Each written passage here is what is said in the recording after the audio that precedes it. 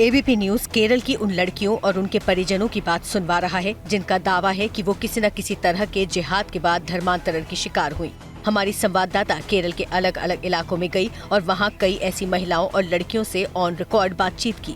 हमने ground investigation में उनके बयान एबीपी न्यूज के कैमरे में रिकॉर्ड किए। देश को सच जानने का हक है, इसीलिए एक जिम्मेदार चैनल होने के नाते हम केरल में कथित लव जिहाद और धर्मांतरण गैंग की पड़ताल कर रहे हैं। इन लड़कियों के बयान जिस रूप में आए उसी तरह दिखाए गए हैं। हालांकि एबीपी न्यूज इन बयानों की सत्यता की पुष्टि नहीं करता।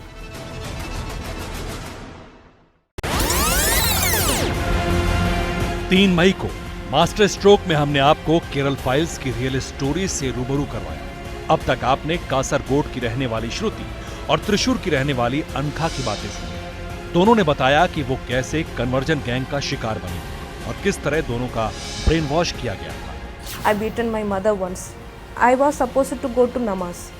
So I thought that there is nothing valuable in Hinduism, that Hinduism is purely wrong, it is something man-made religion.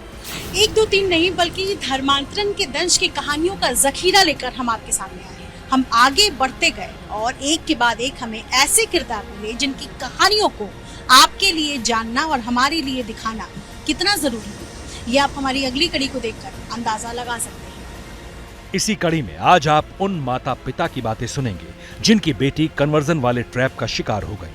कुछ लड़कियां ऐसी हैं जिनकी जिंदगी उजड़ गई तो कुछ अब इस दुनिया में ही नहीं है। आज इन माँ बाप के आंसू कलेजा चीर देंगे। आपके सामने Kerala story part 2 ABP news investigation.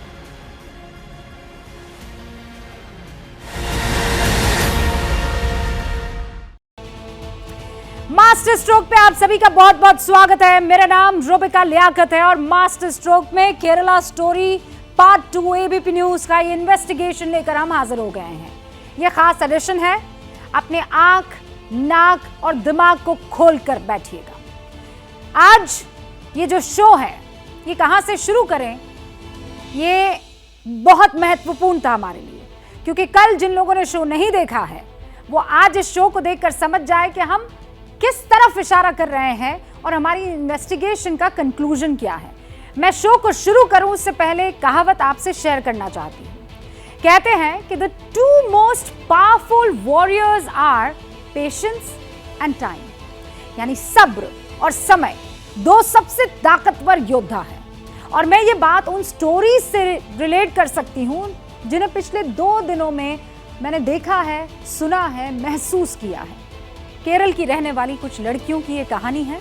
हमने आपको कल वो कहानी दिखाई। दावा उन्होंने किया वो किसी ना किसी जिहाद का शिकार हुई है, कन्वर्जन गैंग के ट्रैप में फंसी है। लेकिन आज बात इससे ज्यादा आगे की है। आज मेरी सहयोगी एबीपी न्यूज संवाददाता निधि श्री और मेरे सहयोगी कैमरा पर्सन अजीत चाकू उन परिवारों से मिले हैं, उनसे बात की है जिनका दावा है कि उनकी बेटियां लव जिहाद का शिकार हुई है। कल क्या था? कल सिस्टमैटिक कन्वर्जन था। आज क्या है? मोहब्बत, लव वाला वो ट्रैप है। इन तमाम परिवारों का कहना है कि इनकी बेटियों का ब्रेन वॉश किया गया और फिर धर्म परिवर्तन करवा दिया गया। लेकिन बात इतनी भर नहीं थी ना। कहना तो ये भी कि बेटी को बेचने तक की कोशिश हुई है, उसे टॉर्चर किया गया। आज माँ बाप के आंसू आपका कलेजा चीर कर रख देंगे। देखिए Kerala story part 2 ABP news investigation. अपनी आंख, अपने कान और अपने दिमाग को खोल कर देखिए।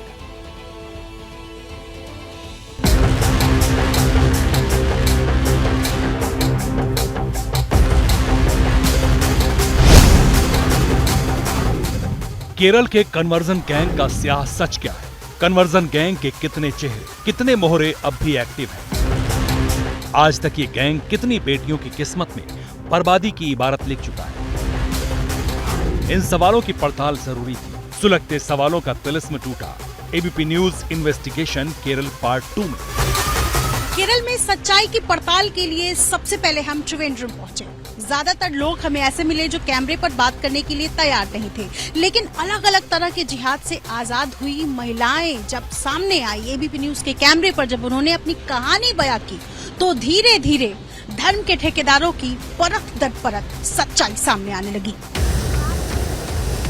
केरल में लव जिहाद की भट्टी में और कितनी बेटियां झोंकी गईं। ऐसी बेटियों की तलाश में हम केरल का कोना कोना खंगाल रहे थे। हमारी इन्वेस्टिगेशन टीम हर उस दरवाजे पर दस्तक दे रही थी जिनकी चौहद्दियों में कन्वर्जन गैंग के जुल्मों की दास्तान कैद थी। हमारी पड़ताल हमें केरल की राजधानी तिरुवनंतपुरम ले गई, जहां लव जिहाद की एक और खौफनाक कहानी से पर्दा उठने वाला था। एक कहानी है लीलू और जुबिन की। लीलू जो इंजीनियरिंग पढ़ाई पढ़ रही थी और उसके बाद उसकी मुलाकात जुबिन से हुई कॉलेज में पढ़ाई के दौरान, जिसके बाद जुबिन ने शादी का भरोसा दिया और ये कहा कि उसके ऊपर धर्म बदलने की कोई पाबंदी नहीं होगी। कुछ दिनों बाद परिवार ने शादी करा दी लीलू और जुबिन की, लेकिन उसके बाद की कहानी वैसी नहीं थी जैसा लीलू ने अपने जीवन साथी को लेकर सपने संजोए थे। कलेजा कपाने वाली ये कहानी थी त्रिवेंद्रम के उस ब्राह्मण परिवार की जिसकी बेटी कन्वर्जन गैंग के खौफनाक जुल्मों की चश्मदीद गवाह थी। आखिर इस परिवार की लाडली ने क्या कुछ झेला, उसके साथ क्या हुआ, कैसे वो लव जिहाद के ट्रैप में फंसी, इसकी पूरी कहानी आज देश को हिलाकर रख देगी। क्या कुछ हुआ और कितनी दिक्कतें परिवार को आई और क्या दंश लीलू के परिवार ने झेला, इस पर बातचीत मैं करूंगी। लेकिन आपके सामने डॉक्टर जयश्री बैठी हुई हैं, पेशे से डॉक्टर है और उनकी बेटी लीलू इस वक्त अकेले रह रही है। पूरी कहानी के लिए फ्लैशबैक में चलना पड़ेगा। डॉक्टर जयश्री की बेटी लीलू कन्वर्जन गैंग के मोहरे जुबिन से पहली बार इंजीनियरिंग कॉलेज में मिली थी। जुबिन कन्वर्जन गैंग का मोहरा था। लीलू को इसका रत्ती भर भी इल्म नहीं था। जुबिन ने लीलू को आलिशान जिंदगी के सुनहरे सपने दिखाए, चिकनी चुपड़ी बातों से लीलू का ब्रेन वॉश किया और लीलू को ये तक झांसा दिया कि शादी के लिए कन्वर्जन जरूरी नहीं। लीलू जुबिन के जाल में फंस चुकी थी। बस यहीं से लीलू की जिंदगी में जहर घुलने लगा। आप मुझे शुरू से कहानी बताइए। आपकी बेटी पढ़ाई करने गई इंजीनियरिंग कॉलेज में, वहां पर उसकी मुलाकात जुबिन से होती है, उसके बाद क्या होता है? मेरी बेटी इंजीनियरिंग की पढ़ाई करने गई थी, वहाँ जुबिन से मिली। परीक्षा होने वाली थी। बेटी ने बताया वो दोनों शादी करना चाहते, लेकिन इस दौरान लीलू की शादी की बात कहीं और चली और शादी तय हो गई। एंगेजमेंट हो गई थी और 111 तोला सोना, गाड़ी, 25 लाख रुपए, घर भी देंगे, ऐसी बात हो गई। इधर जुबिन और लीलू की सगाई हुई, उधर कन्वर्जन गैंग छल का पूरा किला खड़ा कर चुका था। परिवार की पीठ पीछे लीलू का ब्रेन वॉश किया जा रहा था। दूसरी तरफ परिवार को कन्वर्जन गैंग के इरादों पर शक न हो, इसके लिए जुबिन के घरवाले उस छल की पर्देदारी में लगे थे। वो एग्जाम देने के लिए फिर कॉलेज गई, लेकिन जुबिन को सगाई की बात पता चली। वहाँ पर उसके घर वाले आए और इसका ब्रेन वॉश कर दिया और लीलू को 7 दिनों के लिए अपने घर ले गए। इसके बाद अचानक एक दिन हमें पता चलता है कि हमारी बेटी गायब है। हमने फिर पुलिस में शिकायत दर्ज कराई। आप ये कह रही हैं कि आपने अपनी बेटी की शादी पहले दूसरे लड़के से तय की, धूमधाम से, खूब पैसे देकर, कार देकर, कैश देकर। उसके बाद जुबिन को पता चला कि उसके पूरे परिवार को पता चला, तो आपकी बेटी को वो लेकर चले गए। कन्वर्जन गैंग के फरेब में लीलू ही नहीं, उसका पूरा परिवार भी फंस चुका था। जुबिन और उसका परिवार जो कुछ कहता, लीलू का परिवार वही करता गया। 31 मार्च 2013 दिन रविवार का था। लीलू से जुबिन ने हिंदू रीति रिवाज के मुताबिक 7 फेरे लिए, लेकिन फरेब के इन्हीं 7 फेरों ने लीलू की जिंदगी 180 डिग्री बदल कर रख दी। शादी के बाद जुबिन लीलू को लेकर कहीं अंडरग्राउंड हो गया। बेटी कहाँ थी, किस हाल में थी, ये सोचकर परिवार का कलेजा फटा जा रहा था। उनकी शादी हो गई थी। जो सामान मांगा था सब हमने दहेज में दे दिया। घर का फर्नीचर, सामान सब दे दिया। हम लड़के वालों के घर गए थे, लेकिन वापस आने के बाद लीलू से हमें बात नहीं करने दी गई। कुछ ना कुछ बहाना बना देते थे। इसके बाद वो हमारी बेटी को धर्म परिवर्तन कराने के लिए काली कट ले गए। लीलू की मां डॉक्टर जयश्री बता रही हैं कि लीलू की शादी जब जुबिन से हो गई, उसके कुछ दिनों बाद ही जुबिन और लीलू दोनों त्रिवेंद्रम छोड़कर कहीं चले गए। मां ने लगातार संपर्क साधने की कोशिश की परिवार से, लेकिन परिवार की तरफ से कोई भी साफ जवाब नहीं दिया गया। बार बार पूछने पर कि बेटी लीलू कहाँ है, ये कहा गया कि आपकी बेटी अपने पति के साथ नॉर्थ इंडिया घूमने चली गई है या देश के बाकी हिस्सों में चली गई है।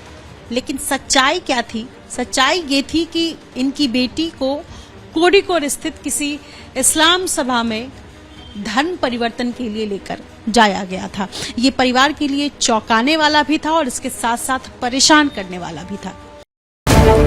बेटी शादी के बाद लापता थी। लाख कोशिशों के बाद भी परिवार का संपर्क बेटी से नहीं हो पा रहा था। आखिरकार डॉक्टर जयश्री ने अदालत का दरवाजा खटखटाया। उस दौरान बेटी की फिक्र में लीलू की मां जयश्री को हार्ट अटैक तक आ गया। मामला कोर्ट में पहुंचा और लीलू ने बताया कि वो जुबिन के साथ ही जाना चाहती है और वो उसके साथ चली भी गई। एक हफ्ते बाद मेरी हालत खराब हो गई। मुझे हार्ट अटैक आ गया। अस्पताल में एडमिट होना पड़ा। हमारी बेटी की शादी 31 मार्च को जुबिन से हो गई। पहले जिस साजिश की बू परिवार को आ रही थी, अब वो यकीन में बदल चुकी थी। लीलू कन्वर्जन गैंग के जबड़े में फंसी थी। कोझिकोड की किसी इस्लाम सभा में लीलू का धर्मांतरण तक हो चुका था। लेकिन ये तो लीलू पर जुल्मों का आगाज भर था। उसके आगे उसके साथ जो कुछ हुआ वो और भी रोंगटे खड़ा करने वाला है। उन्होंने बेटी का धर्म परिवर्तन करा दिया और उसको घर ले आए। उसके बाद जुबिन हमारे घर आया और कहने लगा मुझे नौकरी के लिए जॉर्डन जाना है। वो मेरी बेटी को साथ लेकर जॉर्डन चला गया। बेटी जॉर्डन चली गई फिर पढ़ने के लिए, नौकरी करने के लिए चली गई। इसके बाद दोनों लोग काम करने लगे, लेकिन बाद में दोनों हमसे कोई संपर्क नहीं करते थे। They did not attend your call. बेटी एक ऑफिस में काम करने लगी थी। मेरी बेटी की सैलरी 1 लाख रुपया थी। हर महीने जुबिन लीलू की सैलरी ले लेता और वो पैसा अपने पिता को ट्रांसफर कर देता। चूँकि दोनों से बात नहीं हो पा रही थी, इसीलिए हमने अपने जानने वालों को किया। तब जाकर लीलू से बात हो पाई। केरल में भटकी लीलू का नया पता जॉर्डन था। लेकिन जॉर्डन में वो कहाँ थी, किस हाल में थी और आखिर उसने वहाँ कैसा जहन्नुम देखा, कैसे वो उस मकड़जाल से बाहर निकली, इसकी कहानी जानेंगे तो कलेजा कांप जाएगा। बस बने रहिए हमारे साथ। सोचिए ये आपके परिवार के साथ बीत रहा है, आप क्या करें? इस परिवार के दर्द को शब्दों में बयान नहीं किया जा सकता, मुश्किल है। एक मजबूरी ये भी थी कि जब मेरी सहयोगी इस परिवार से बात कर रही थी तो लैंग्वेज वाला बैरियर बहुत आड़े आ रहा था। हमने बहुत कोशिश की जिससे लीलू की माँ के भाव को हम सरल शब्दों में आप तक पहुंचा सके। शब्दशः ट्रांसलेशन, वो जिसे ट्रांसलिटरेशन कहते हैं, वो मुश्किल था, लेकिन हमने उनके विचार को, उनके भाव को, उनके इमोशन को आप तक पहुंचाने की कोशिश की। हालांकि लीलू के परिवार का गम इतना भर नहीं है। अब तक तो लीलू की माँ डॉक्टर जयश्री के कन्वर्जन पर, जो कन्वर्जन गैंग है, उसके जो भी दावे हैं वो आपने सुने हैं। यानी कैसे उस पूरे कन्वर्जन गैंग ने लीलू को अपने कब्जे में कर लिया। ये महज ट्रेलर भर था, महज ट्रेलर भर। इसके आगे की कहानी क्या है, लीलू के साथ क्या क्या हुआ, वो कौन सा ट्रिगर पॉइंट था जिसने जुबिन के जाल में फंसी लीलू की आंखें खोल दी, यकीन मानिए सच आपको विचलित करेगा।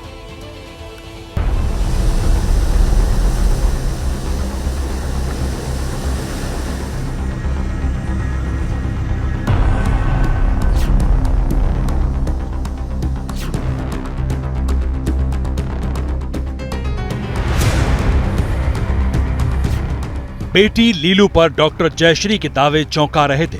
कन्वर्जन गैंग के जबड़े में फंसी बेटी जॉर्डन में थी, जहां हर गुजरता लम्हा लीलू की जिंदगी को और दर्दनाक बना रहा था। जॉर्डन में लीलू की कमाई पर जुबिन ऐश कर रहा था। लीलू पर उसके सितम बढ़ रहे थे। एक रोज मौका पाकर जब लीलू ने जुबिन की सच्चाई मां को फोन पर बयां की तो उस पर जुल्मों का और पहाड़ टूट पड़ा। एक दिन मौका देखकर मेरी बेटी मुझे फोन कर रही थी, लेकिन जुबिन ने देख लिया और उसे खूब मारा पीटा।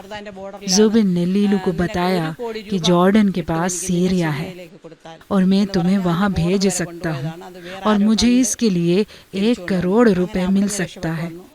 इतना ही नहीं, वो लीलू को सीरिया बॉर्डर तक लेकर भी चला गया था, लेकिन किसी ने देख लिया, इसलिए वो बचकर वापस आ गई। जुबिन के इरादे लीलू भांप चुकी थी। उसे मुंह खोलने की सजा ये मिली कि जॉर्डन से जुबिन उसे सीरिया बॉर्डर तक ले गया। इरादा लीलू को 1 करोड़ रुपए में बेच देने का था। डील हो चुकी थी। आखिर ऐसा क्या हुआ कि लीलू बर्बादी की दलदल में और धंसने से बच गई? इसके ऐसे राज डॉक्टर जयश्री ने खोले जो दिमाग में खलबली पैदा कर दें। एक दिन जीप में बैठाकर वो लोग लीलू को पेट्रा नाम की जगह पर ले जा रहे थे। उसके पीछे जुबिन के घर वालों की गाड़ी भी थी। उन्होंने मना कर दिया, जबरदस्ती वापस ले आए, वरना जुबिन उसी दिन लीलू को 1 करोड़ के लिए बेच देता सीरिया में। लीलू खामोशी से जुबिन के जुल्म झेल रही थी। कन्वर्जन गैंग के इस मोहरे के जाल से निकलना लीलू के लिए आसान नहीं था। कई बार जुबिन ने लीलू को जान से मारने की कोशिश तक की। जिंदा जलाने से लेकर समंदर में डुबोने तक की कोशिशें की गई, लेकिन लीलू हर बार बच गई। लीलू पर जुल्मों की इंतहा के दौरान ही जुबिन ऐसी गलती कर बैठा जो लीलू को वापस कोयम्बटूर ले आई। जुबिन ने अपनी कंपनी में घोटाला किया, इसीलिए चोरी के मामले में फंस जाता। इसीलिए वापस केरला आ गया और यहाँ 2 बार लीलू को मारने की कोशिश की। बेटी का कई बार टॉर्चर किया। एक दिन किचन में आग लग गई। जुबिन ने जानबूझकर गैस खुले छोड़ दी। जुबिन एक दिन लीलू को लाल सागर भी ले गया था और वहाँ भी उसने काफी देर तक उसे डुबो कर रखा। मारने की कोशिश की। मेरी बेटी किसी तरह बच पाई। इलाज के बाद वो ठीक हो गई। जॉर्डन से वापस आकर ये कोयम्बटूर रुके थे। मेरी बेटी जब 5 महीने की गर्भवती थी, तब उसने पहली बार बताया था कि वो गर्भवती है। जुबिन के जुल्म यही नहीं थमे। जब लीलू जॉर्डन से कोयम्बटूर लौटी तब वो प्रेग्नेंट थी। पहली बार ये सच लीलू ने अपनी मां को बताया। लीलू की प्रेगनेंसी तक का फायदा जुबिन ने उठाया। दावा है कि जुबिन ने इस मौके को भी खूब कैश किया। कैसे, सुनिए। जुबिन बार बार पैसों की डिमांड करता था। बेटी एक बार हमारे घर भी आई। डिलीवरी हो गई, लड़की हो गई, लेकिन जुबिन के परिवार वालों ने कहा कि हमें लड़की नहीं चाहिए। लीलू हमारे पास रहती है। अब जुबिन से हमारा कोई संपर्क नहीं है और लीलू कहती है कि मुझे कभी जुबिन के पास नहीं जाना। लीलू एक बेटी को जन्म दे चुकी थी। बेटी पैदा होते ही जुबिन और उसके परिवार ने लीलू से किनारा कर लिया। आज लीलू और उसका परिवार इंसाफ की जंग लड़ रहा है। मामला अदालत में है। हमारी लड़की के सारे डॉक्यूमेंट्स उनके पास है। अब पता चला है कि जुबिन ने दूसरी शादी कर ली है। उसके बच्चे भी हैं और वो खुशहाल जिंदगी जी रहा है। हमने पुलिस में शिकायत की है। मामला अदालत में है। हमने जितना भी सामान दिया सब उनसे वापस मांग रहे हैं। लीलू ने जो दर्द झेला उसे लफ्जों में बयां नहीं किया जा सकता। आज डॉक्टर जयश्री बेटी के लिए इंसाफ की जंग लड़ रही है। लीलू की दास्तान उन बेटियों के लिए बड़ी चेतावनी है जो ऐसे कन्वर्जन गैंग के टच में है, क्योंकि आज लीलू और उसके परिवार की जिंदगी में आंसुओं के सिवाय कुछ नहीं है।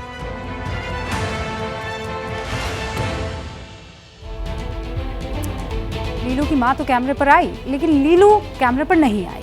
वो आज भी जहनी तौर पर जद्दोजहद कर रही है। जो उसके साथ हुआ है उसे भुलाने की कोशिश कर रही है। निधि श्री मेरी सहयोगी ने केरल फाइल्स की रियल स्टोरी की तलाश में सैकड़ों किलोमीटर का सफर तय कर लिया है, लेकिन उनकी इन्वेस्टिगेशन और अजीत चाको का कैमरा अभी भी ऑन है। आज जब निधि कोझिकोड में गई, वहां उन्हें एक और शॉकिंग स्टोरी का पता चला। कॉलेज की एक ब्राइट स्टूडेंट अचानक अरबी भाषा पढ़ने लगी। अचानक उसने पर्दादारी शुरू कर दी। कॉलेज और दोस्तों से बातचीत बंद कर दी। और ये सब हुआ एक शख्स से मुलाकात के बाद। वो शख्स ऐश्वर्या की दुनिया बन गया। वो भी ऐश्वर्या की दुनिया बदलकर इसके बाद उसने जो कुछ किया उसने सब कुछ बदल दिया। जो कुछ ऐश्वर्या के माँ बाप ने ऑन कैमरा हमसे शेयर किया उसे सुनकर हम सन्न रह गए। इस इन्वेस्टिगेशन का सच बहुत खौफनाक है।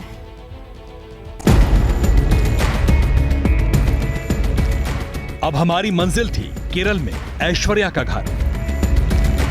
ऐश्वर्या की कहानी सबसे अलग, सबसे जुदा थी। वजह आपको थोड़ी देर में पता चल जाएगी। केरल की नेचुरल ब्यूटी के बीच एक हॉरर अतीत हमें पुकार रहा था। आखिरकार एबीपी न्यूज की टीम कोझिकोड में ऐश्वर्या के घर पहुंच गई। नमस्ते। नमस्ते। मां ने मुस्कुराते हुए वेलकम किया। बातचीत की शुरुआत ही हंसी ठिठोली के साथ हुई, लेकिन जैसे ही हमने ऐश्वर्या का नाम लिया, ज्यों ही 4 जून 2018 का सच पूछा, वैसे ही ऐश्वर्या की मां की आंखें नम हो गई। 4 जून 2018 का सच इतना खौफनाक था कि सोचकर सिहरन होती है। आखिर क्या हुआ था 4 जून 2018 को? ऐश्वर्या कहां है? उसके साथ क्या हुआ? इन सारे सवालों का जवाब आपको अगले 10 मिनट के अंदर मिलने वाला है। तो चलिए आपको कथित लव जिहाद और धर्मांतरण की ये पूरी केरल स्टोरी दिखाती है। कबूल है। वो भी ऐश्वर्या की माँ और पिता की जुबानी। ഫറൂഖ് കോളേജിൽ പഠിക്കുന്ന സമയത്താണ് वो कॉलेज में पढ़ाई कर रही थी। किसी की शादी का फंक्शन था, वहाँ वो दोनों पहली बार मिले। उसके बाद ऐश्वर्या उस लड़के में बातचीत और घूमना फिरना शुरू हो गया। दोनों के रिश्ते के बारे में हमें बहुत समय के बाद पता चला। കോളേജിന്റെ അടുത്ത് പോയിട്ട് കാണുക, അപ്പോൾ അവിടുന്ന് വണ്ടിമേ കയറ്റി കൊണ്ടുപോവുക। ऐश्वर्या की मां ने बताया कि एक शादी में मोहम्मद शानू नाम के शख्स से ऐश्वर्या की मुलाकात हुई। उसके बाद दोनों चोरी छिपे मिलने लगे, घूमने फिरने लगे। परिवार को भनक तक नहीं लगी। कुछ दिन बाद ऐश्वर्या के दोस्तों के फोन आने लगे, पूछने लगे कि ऐश्वर्या कॉलेज क्यों नहीं आ रही। ये सुनकर परिवार वालों के होश उड़ गए, क्योंकि ऐश्वर्या तो रोज कॉलेज के लिए रेडी होती थी, रोज शाम को घर वापस आती थी, लेकिन वो कॉलेज नहीं पहुंचती थी। परिवार वालों को जब मोहम्मद शानू और ऐश्वर्या के रिश्ते के बारे में पता चला तो उन्होंने शानू के बारे में जानकारी जुटाई। हमने लड़के के बारे में पता किया और उसके बारे में अच्छा फीडबैक नहीं मिला। वो गांजा और चरस पीता था। उस लड़की की वजह से ऐश्वर्या ने कॉलेज बंक करना शुरू कर दिया था। शानू का मजहब अलग था। ऐश्वर्या के परिवार के मुताबिक उसकी आदतें भी खराब थी, इसलिए परिवार वालों ने शुरुआत में रिश्ते का विरोध किया। ऐश्वर्या को समझाया, लेकिन ऐश्वर्या शानू से अलग रहने को तैयार नहीं थी। थक हार कर परिवार ने रिश्ते को मंजूरी दी। जब हमें ये लग गया कि अब ऐश्वर्या उस लड़के से शादी किए बगैर नहीं रह सकती है, फिर हमें पता चला कि लड़का गल्फ में नौकरी कर रहा है, और फिर हमने लड़के के घर वालों से बात की। हमने शादी के लिए हाँ भी कर दी। दोनों परिवार शादी के लिए तैयार थे, लेकिन एक बड़ी अड़चन थी। शानू विदेश से केरल आने को तैयार नहीं था। वो चाहता था कि ऐश्वर्या भी विदेश आ जाए और वहीं निकाह हो।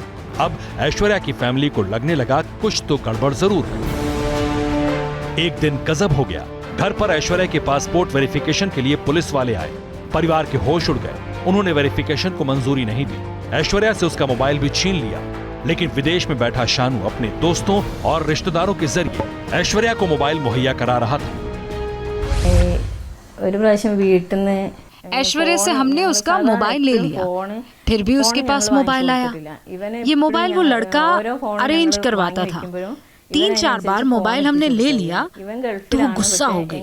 एक दिन घर छोड़कर चली गई।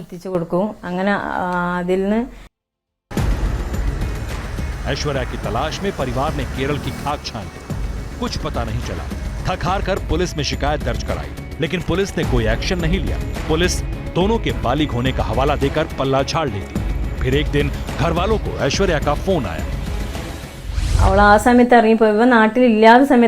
फिर एक दिन ऐश्वर्या से फोन पर बात हुई। हमने पूछा कि जब लड़का विदेश में था तो तुमने घर क्यों छोड़ा? उसने कोई जवाब नहीं दिया। अब हमें ये लगने लगा था कि मामला धर्म परिवर्तन की तरफ जा रहा है।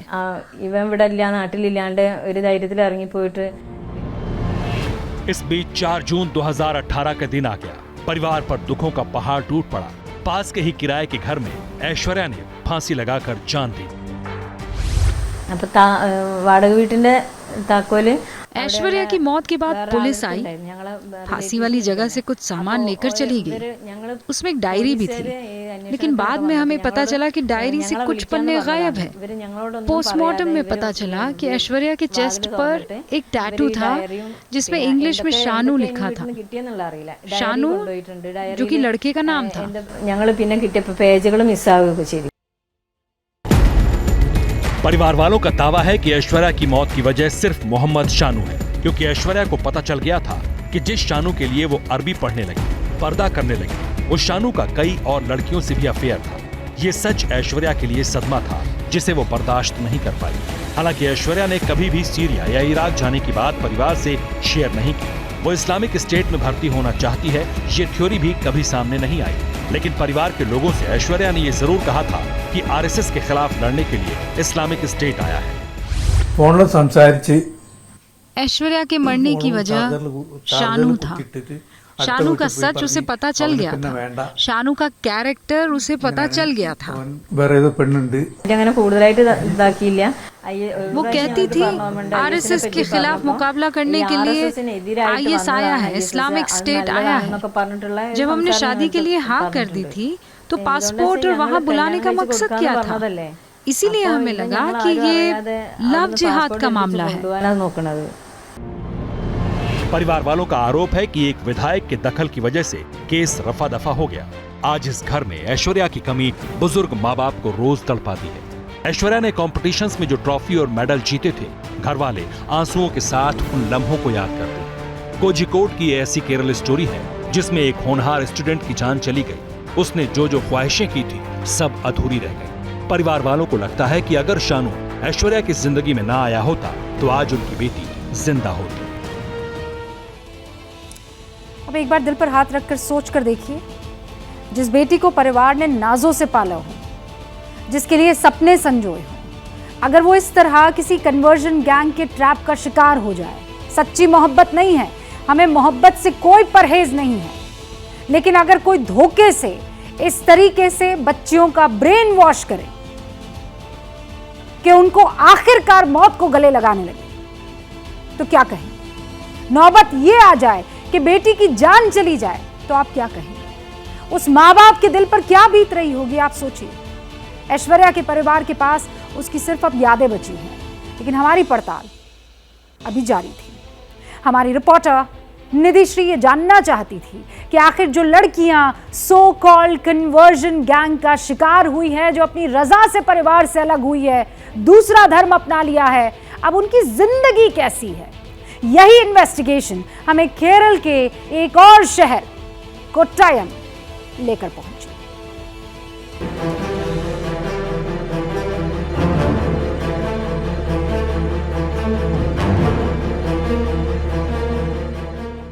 मां की आंखें पथरा गईं। अकेलापन खाए जाता है, लेकिन बेटी मिलने नहीं आती। इसके बाद कहने को कुछ नहीं बचा।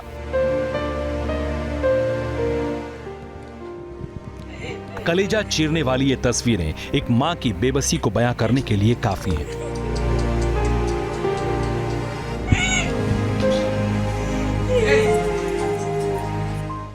यही हाल पिता का है। बार बार राहें ताकते हैं, फोन निहारते हैं, बेटी का नंबर डायल करते हैं, लेकिन बेटी घर आने से मना कर देती है। ओके।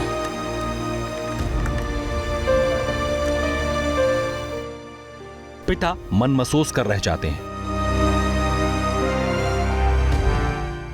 लेकिन कितना भी छिपा ले आंसुओं को रोक नहीं पाते।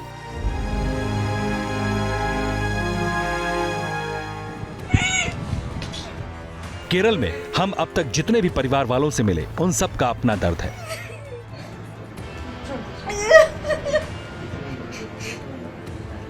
ऐसा दंश है जो हर दिन कचोटता है, मन को विचलित करता है, सोने नहीं देता। लेकिन कोट्टायम के वायकोम के इस घर की कहानी कुछ अलग है। साल 2017 में ये मामला आया था, जब सबको पता चला कि अकिला ने कोर्ट में जाकर ये कहा था कि उसने अपनी मर्जी से धर्म बदला है। आप कहते रहे कि अकिला का लव जिहाद हुआ है, उसको जबरदस्ती धर्म बदलाया गया है, ऐसा कुछ हुआ था? इसको मेरे कॉलेज में पढ़ते वक्त है ना, साथ वाला मेरे को फोन करके बताया ऐसे ऐसे बात है, सिर को ऊपर डालता ना बुर्का, आओ डाल के कॉलेज में आया बोल रहा था, तब भी मेरे को पता चला। फिर हम गया उधर ही कॉलेज में पढ़ाई करने। कहाँ गई थी वो? फिर हम इनको बताया ऐसे तो जल्दी से जल्दी गिरा जाओ, है? मेरा तबीयत ठीक नहीं है, तुम जल्दी से जल्दी गिरा जाओ। लेकिन फिर मैं शाम को आ जाऊंगा बोलकर वो आया नहीं है, कॉलेज से निकल गया, कहीं गया। वो कहाँ पढ़ रही थी, पढ़ाई कहाँ कर रही थी? तमिलनाडु में सेलम एक बिसरा एक कॉलेज है उधर। दुनिया के लिए प्रेम की परिभाषा अलग हो सकती है, हादिया के लिए प्रेम अलग है। उसी तरह पिता अशोकन के लिए भी बेटी का प्यार, उसकी फिक्र के अलग मायने हैं। लेकिन चिंता है क्योंकि पिता को आज भी पुरानी बातें याद आती हैं। वो ये नहीं भूल पाते कि अच्छी खासी हिंदू बेटी अचानक दूसरे धर्म को क्यों मानने लगी। उसको पता ही नहीं चला, फिर कहा गया, फिर बात करता फोन से, कभी बात करता, ऐसा बातें नहीं। तो 2017 में ये जो कहानी सबके सामने आई थी, देश के सामने, उसके बाद अकिला ने कहा कि उसने अपनी मर्जी से धर्म बदला है। फिर शादी उसने उसकी शादी हो गई थी। इसका शादी हाई कोर्ट में हम इसके लिए केस किया है ना, एवियस कॉर्पस केस किया है। इसका मतलब कोर्ट में लेकर आना पड़ेगा उसको, मरा तो मरा, जिंदा है तो जिंदा, इस कोर्ट में लेकर आना। केस का वो ऐसे ही है, उसको लेकर आए तो उसको एक हाँ उसका पत्नी के साथ आया, यही है मेरा पत्नी है बोलकर। पिता बात करते करते रुकते हैं, उन पुरानी बातों को सोचते हैं, लेकिन हिम्मत जुटाकर फिर बेटी के आज का जिक्र करते हैं। लेकिन इन बातों को बोलते वक्त उनका दर्द साफ दिखा। अशोकन ने हमें बताया कि बेटी ने जिस शख्स के लिए घर छोड़ा था वो अब उसे छोड़ चुका है। कैसे पता कि वो साथ में नहीं रहती है? कोई तो कुछ भी कह सकता है। 3 बार गया था ना, तभी इनके साथ तो है ही नहीं है ना उधर। आप मिलने गए थे? मिलने गया था उधर ही। अच्छा 3 बार गया था। आप मिलने अकिला से मलप्पुरम गए थे? मलप्पुरम गया था। और मलप्पुरम में अकिला अपने पति के साथ नहीं रह रही? नहीं रहता। ये बड़ी जानकारी आपने। रहता नहीं है वो। अच्छा तो आपने पूछा नहीं कि तुम्हारा पति कहाँ है, क्यों नहीं रहता है साथ में? ये अभी तक की बेटी है, आपको पूछना चाहिए। पूछना चाहिए था, लेकिन मैं पूछा है ही नहीं, रहता ही नहीं है। और उसके बारे में कुछ नहीं बोलता हूँ, इसके बारे में कुछ नहीं बोलता। हाँ, यहाँ ये बताना जरूरी हो जाता है कि अकिला उर्फ हादिया के धर्म परिवर्तन का मामला देश की सबसे बड़ी अदालत की दहलीज तक पहुंचा था। तब सुप्रीम कोर्ट ने हादिया के हक में फैसला सुनाया था। कहा था कि हर शख्स को अपने हिसाब से शादी करने और जिंदगी जीने का हक है। लेकिन परिवार वालों को जब से पता चला कि बेटी अकेले जिंदगी बिता रही है, जिंदा लाश बन चुकी है, तब से बार बार बेटी को घर लाने की कोशिश करते हैं। बेटी फोन पर बात करती है, लेकिन ये भी कहती है कि अगर जबरदस्ती की तो बात नहीं करेगी। इसलिए परिवार इसी बेबसी में जिंदगी गुजारने पर मजबूर है। क्या मजबूरी है मेरी, बताइए। मैं अभी आपको बताती हूँ, कि मैंने ओए होए होए होए, नमकीन के चटकारे लेते हुए टकटकी मार के डिबेट शो को पॉज रिपीट कर करके देख रहे हैं जोगिंदर जी। इनकी तरह आप भी देखें अपनी फेवरेट डिबेट्स को रिपीट कर, और डाउनलोड कीजिए एबीपी लाइव ऐप अपने स्मार्ट टीवी पर।